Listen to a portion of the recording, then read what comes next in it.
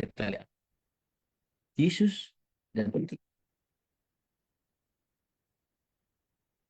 Di Matius pasal 22 ayat 21 Yesus mengajarkan, berikanlah kepada kaisar apa yang wajib kamu berikan kepada kaisar, dan kepada Allah apa yang wajib kamu berikan kepada Allah.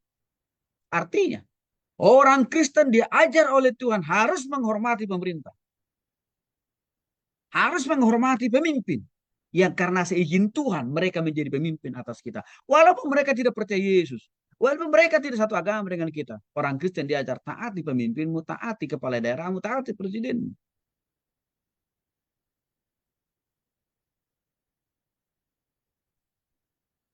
Tetapi Tuhan ingatkan, engkau juga harus lebih tinggi menaati aku, kata Tuhan. Contoh konkret yang bisa kita lihat dalam Matius pasal 22 dan 21 ini sebenarnya Tuhan sedang mengajarkan.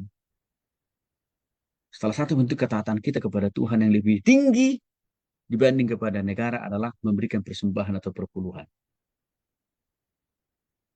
Itu wajib. Harus kita kembalikan kepada Tuhan. Tapi Tuhan juga mengajarkan, engkau adalah warga negara di negaramu. Dan di negaramu itu ada pemimpinmu yang saya izinkan untuk memimpinmu. Maka engkau juga harus menaati mereka. Caranya gimana? Berikan pajakmu. Supaya pajakmu itu bisa dikelola dan dipergunakan kembali untuk memenuhi kebutuhan. Walaupun memang harus kita akui, hasil pajak-pajak kita itu tidak sebanding, hasil pajak yang kita berikan kepada negara tidak sebanding dengan dampak yang kita terima. Kalau negara-negara maju, negara-negara yang sangat maju lah, negara-negara Barat Eropa, saudara, mereka disuruh taat bayar pajak dan tinggi pajaknya, misalkan seperti di Amerika ya. Tapi mereka dikasih jaminan atau dampak dari pemberian pajak mereka yang tinggi apa? Sekolah gratis sampai mahasiswa. Masuk jalan tol nggak pakai paket bayar. BPJS nggak pakai pakai bayar, tapi dikelola dari semua pajak. Menjelang usia lansia, negara memberikan subsidi. Bahkan di negara-negara maju, saudara. Gereja. Ambil contoh ya. Saya tanya ke teman saya, dia kebetulan di Jerman. Dia cerita ke saya. Pak Tony, di kami memang pajak tinggi, Pak. Tapi kami dapat, Pak, manfaat dari pajak itu. Sebagai jemaat, Pak, itu gereja. Setiap ada pembangunan, wajib disubsidi oleh negara, pembangunan gereja. Bahkan dibiayai total. Gitu. Artinya dalam konteks keindonesiaan memang masih jauh api dari panggang. Dalam semua hal kan kita dipajakin, Bapak Ibu ya. Maaf saja. Ke toilet pun kita dipajakin.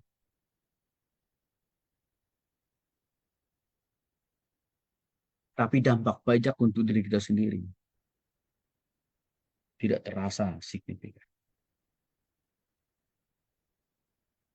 Nah, kembali ke sini. Yesus mengajarkan kita berpolitik juga. Jadi menaati pemimpin kita dan juga harus menaati Tuhan lebih tinggi. Yang kedua, cara berpolitik Yesus. Khotbah di bukit. Saya kira Bapak Ibu tahu semua isi khotbah di bukit ini. Ini kan adalah khotbah ungkapan berbahagia. Dalam hal ini Yesus mengajarkan pentingnya keadilan, kasih, dan pelayanan. Matius pasal 5 sampai dengan 7. Artinya ayat ini mau menegaskan dasar berpolitik orang Kristen harus dilandasi oleh kasih kepada Tuhan dan juga kepada sesama. Maka dengan demikian politisi Kristen tidak boleh hanya membantu orang yang memilih dia. Nggak boleh hanya membantu orang yang satu agama dengan dia. Satu suku, satu budaya dengan dia. Nggak boleh. Semua masyarakat. Di dapilnya dia harus dia bantu atau juga di dapil lain.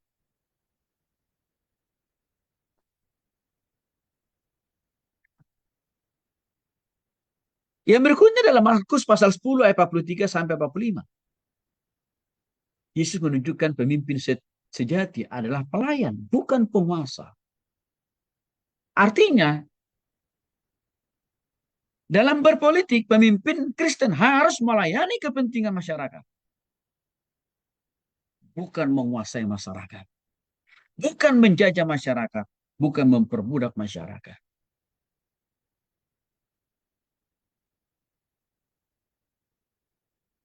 Jadi, saudara, Yesus sangat tegas memberikan prinsip-prinsip dasar untuk menjadi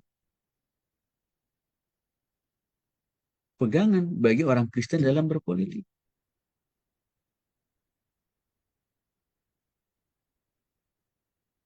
Jelas.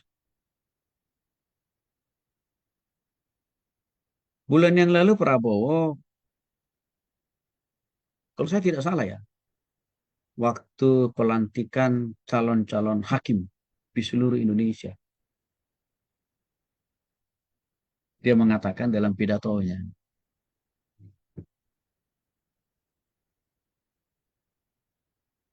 negara luar sudah terlalu lama menjajah negeri kita. Dan dia menyebutkan nilai nominal yang diambil oleh negara Jepang dan Belanda dari negeri kita ini sangat begitu banyak. Oke, setuju. Tapi menurut hemat saya, sayang juga Prabowo terputus sampai di situ omongannya.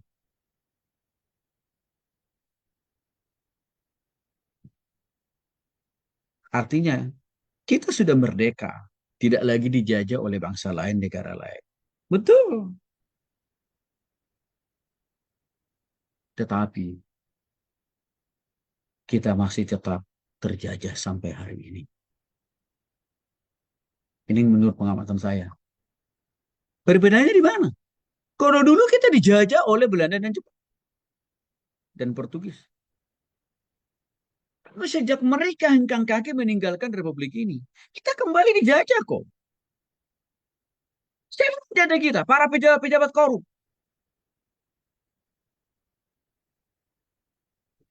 Kita masih dijajah oleh mereka sampai hari ini.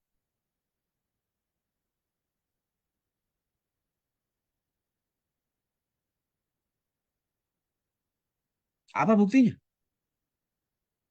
Loh, pajak yang kita kasih nggak serta-merta kita terima. Hasilnya, dampaknya. Jadi apa?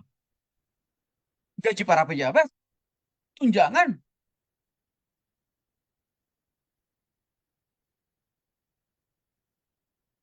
bahkan jalan-jalan ke luar negeri.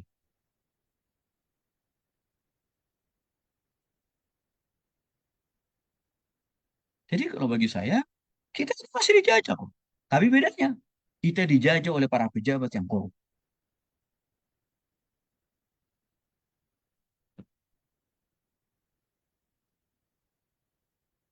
Karena buktinya tadi Bapak Ibu. Semua, dalam semua hal kita dipajaki.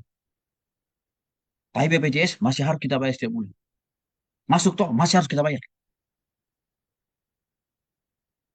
Kan begitu.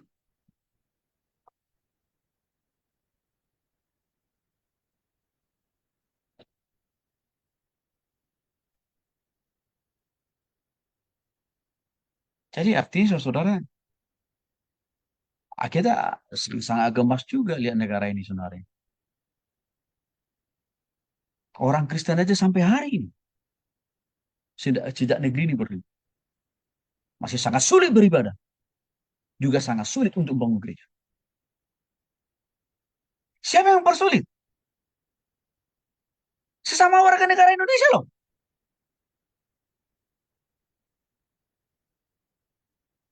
Artinya apa? Orang Kristen masih dijajah kok di Republik ini. Dalam perspektif agama ya, kita masih dijajah. Oleh siapa? Agama Islam lah. Hak kita untuk berdoa, beribadah, memuji Tuhan diambil. Hak kita untuk mendirikan gereja dibakar.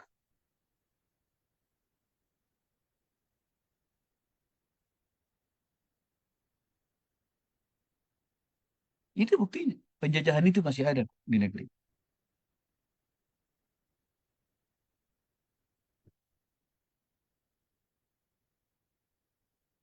Belum merdeka gitu. Belum. Kita baru sungguh-sungguh merdeka total dari dosa. Dari dosa kita baru sudah merdeka total gitu. Melalui kematian kebangkitan Kristus. Waktu kita sungguh-sungguh bertobat terima Yesus. Artinya kalau secara rohani kita sudah merdeka. Tapi secara fisik sebagai warga negara, belum. Kita masih terus-menerus dijajah.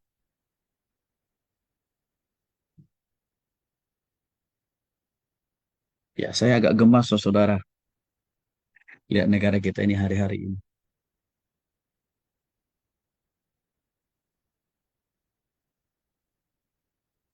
Para pejabat gajinya dinaikin terus. Tunjangannya dinaikin terus. Dan dari mana? Dari pajak kita kan. Tapi masyarakat, kita pembayar pajak terbesar. Nggak ada yang dinaikin. Harkat martabat kita nggak dinaikin. Diinjak-injak justru. Karena semua kita masih dipajakin.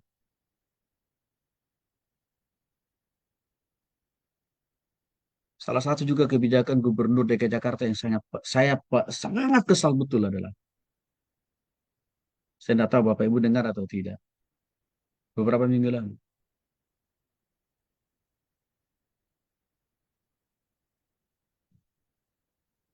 ASN khususnya di Kota Jakarta dibebaskan, gratis bikin SIM. Lalu saya kritik, masyarakat dapat apa Pak? Bapak makan dari pajak kami loh. Kami dapat apa? Aneh kan Bapak Ibu? Coba, yang kasih dia makan bukan itu. Bukan orang yang kasih dia makan itu. Yang diringankan gitu. Justru yang dapat banyak, justru orang yang sudah dapat gaji tinggi, tunjangan banyak. Gitu. Yesus banyak juga.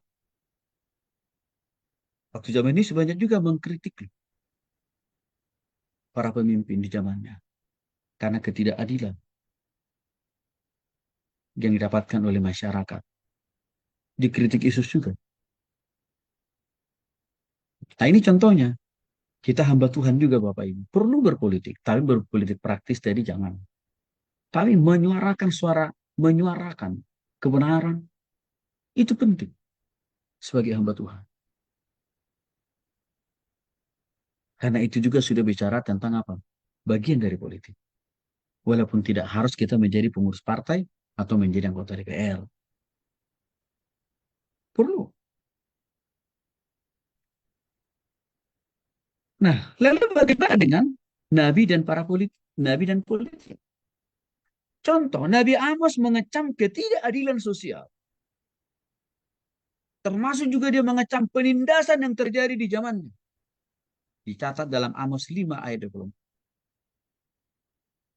Artinya politisi Kristen harus menyuarakan keadilan. Kebenaran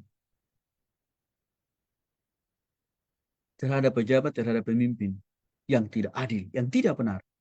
Termasuk juga yang korup. Kita nggak bisa hanya berdiam diri. Kita nggak bisa hanya mendoakan. Enggak. Tapi harus juga perlu menyuarakan.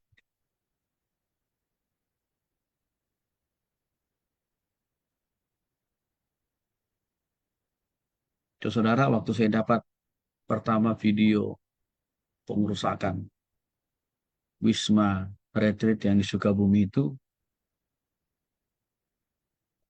ya beberapa menit kemudian kan saya langsung dapat dari TikTok. Saya langsung viralkan juga. Kayak saya bilang, hei Pak Presiden dan Wakil Presiden, Anda itu bukan hanya Presiden agama agama Islam. Anda itu kami pilih juga sebagai orang Kristen. Di mana tanggung jawab Anda melindungi kami, orang Kristen?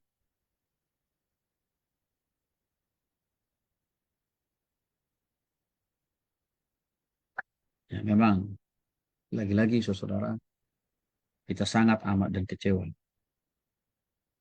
Kita punya Kapolri, orang Kristen pula. Tapi coba kita lihat Bapak Ibu, anggotanya jadi penonton doang.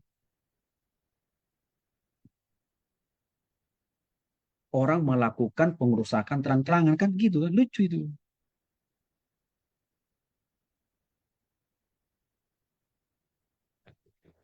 Kita punya Kepala Staf Angkatan Darat, orang Kristen pula. Anggotanya jadi penonton doang.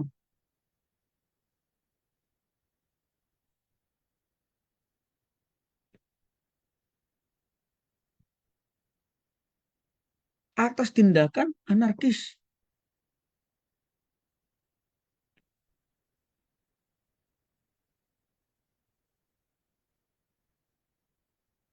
Coba Bapak Ibu. Ini orang Kristen loh. Dan mereka ini kan saya katakan tadi, anggota mereka.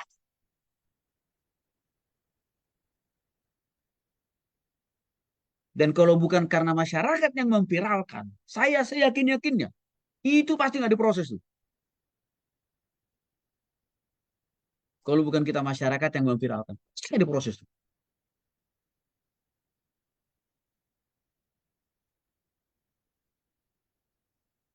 Jadi ini kita kadang-kadang apa ya saya kadang-kadang berpikir begini saudara.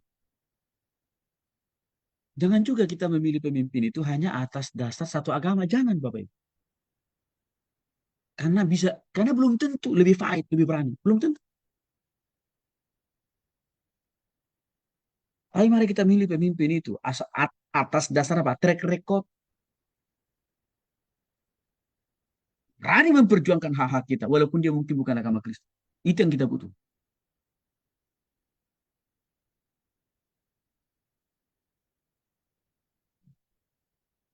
Berikutnya Nabi Yesaya yang menubuatkan kelahiran Yesus Kristus sebagai Mesias yang akan datang. Salah satu misi Yesus, di samping ada misi surgawi, ada misi dunia. Apa? Menegakkan keadilan dan damai sejahtera. Artinya politisi Kristen harus memiliki visi misi yang sama seperti Yesus. Memperjuangkan keadilan sosial. Maka saya sebut tadi Bapak Ibu. Para petinggi-petinggi saya katakan tadi. Nggak punya hati, nggak punya beban. Justru gubernur Jawa Barat yang orang Muslim loh Bapak Ibu. Langsung datang ke tempat. Kasih bantuan. Dan dia kasih kepastian. Diproses. Coba. Kadang-kadang lebih baik kita memilih pemimpin yang bukan orang Kristen. Maka dari dulu Bapak Ibu, saya nggak pernah memilih pemimpin itu atas dasar agama, suku, saya nggak mau saya.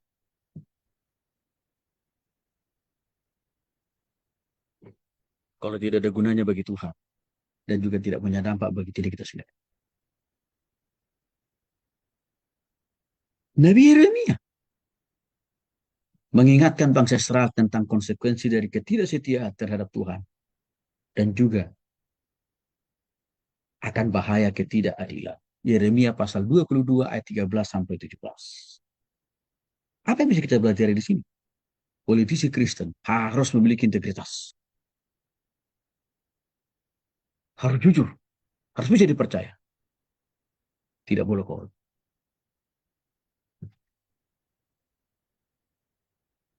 Itu kan yang mau diingatkan oleh Nabi Yeremia. Bahkan para rasul juga tidak lepas dari yang namanya politik. Paulus dalam Roma pasal 13 ayat 1 sampai 2 mengajarkan semua orang harus tunduk kepada pemerintah. Itu kan bagian dari politik juga. Karena pemerintah itu ditetapkan oleh Tuhan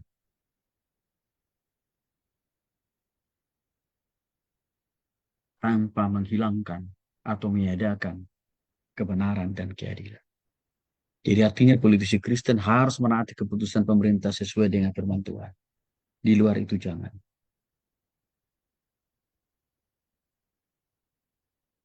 Kita kecewa berat. Sampai hari ini masih lebih banyak politisi Kristen Bukan melakukan tindakan dan keputusan sesuai dengan firman Tuhan, tapi justru melakukan tindakan dan keputusannya di luar kehendak Tuhan. Siapakah mereka itu yang melakukan korupsi? Petrus di dalam 1 Petrus 2:13-17 menekankan pentingnya tunduk kepada pemerintah lagi-lagi ini. Di samping harus takut juga kepada Tuhan. 1 Petrus 2:17.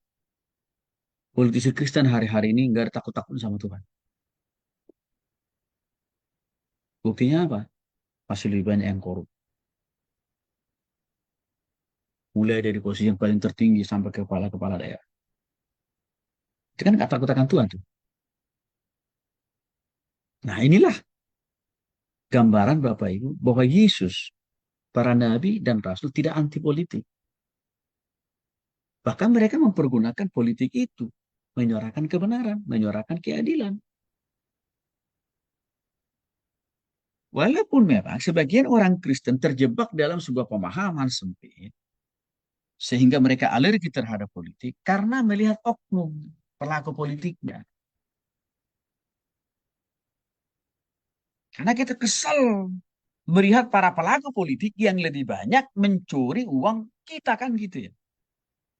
Sehingga kita menarik kesimpulan bahwa politik itu jahat, politik itu busuk, politik itu haram. Enggak, Bapak Ibu. Harus kita pisahkan politik sebagai ilmu dan pelaku politik. Ini harus kita bedakan. Jadi Bapak Ibu, politik sebagai bagian dari ilmu,